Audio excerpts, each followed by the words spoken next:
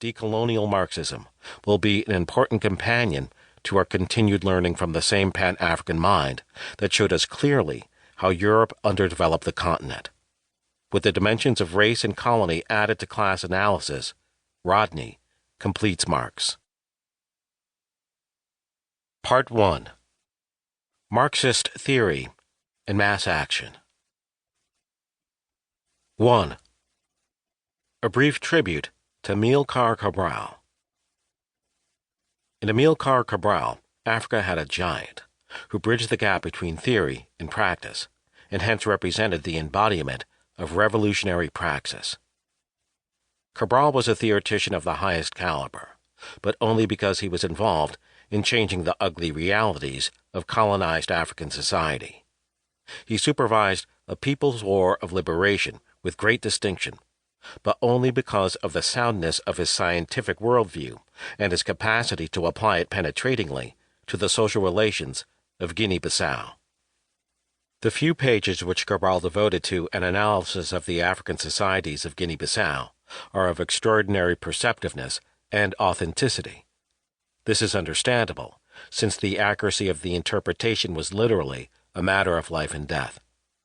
The massive task of political mobilization that the African Party for the Independence of Guinea and Cape Verde, Partido Africano de Independencia de Guinea y Cabo Verde, PAIGC, so strikingly achieved was based on a correct appreciation of such niceties as the relations between youth and elders among the Balanta people, or ties between a quasi-feudal Fula lord and his aliens, or the role of the itinerant Manding trader within the colonial economy. Based on this political mobilization, the military conflict has in turn been decidedly resolved in favor of the PAIGC in most parts of Guinea-Bissau. It is the element of commitment which sets Cabral apart from the common run of intellectuals who boast of being neutral and unbiased, thereby passively accepting the perpetuation of the colonial status quo. At the same time, Cabral's work as a revolutionary African intellectual also contrasts sharply with the purpose of the early European anthropologists who openly oriented their study towards the maintenance of colonial rule by writing intelligence reports for the occupying power. Cabral was serving as an intelligence officer of the Army of Liberation when he unraveled the intricacies of segmentary lineage groups and the stratified social formations which exist in Guinea-Bissau.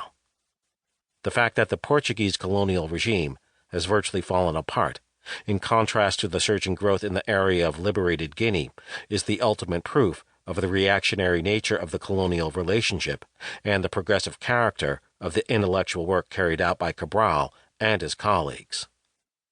Paradoxical as it may seem, Cabral, leader of a nationalist movement, was constantly playing down the importance of mere nationalism. He did so through perceiving the difference between a political outlook limited to nationalism and one which encompassed a revolutionary transformation of the people's lives along socialist lines. It is this revolutionary transformation that was the supreme objective in Cabral's eyes. This he stressed on the innumerable occasions when he stood before the villagers of Guinea-Bissau. He put it to them that independence is not just a simple matter of expelling the Portuguese, of having a flag and a national anthem. The people must be secure in the knowledge that no one is going to steal their labor, that the wealth of the country is not going into somebody else's pocket. Even today, the Guinean people stand naked and are still afraid of the river, the rain, and the forest. We tell the Guinean people that by their work the river will be tamed and the rain will be put to good use. Here was the straightforward language meant to fortify against further manifestations of neo-colonialism, the growth of a national bourgeoisie, and the perpetuation of ignorance and fear among the masses. Cabral saw that the nationalist struggle chronologically preceded the socialist revolution, but that it was imperative to prepare for the subsequent socialist revolution from the onset of the national phase. Armed struggle was the unavoidable path to the liberation of Guinea. Yet, politics has remained in command throughout. The PAIGC has constantly involved itself in the cadre formation, mass mobilization,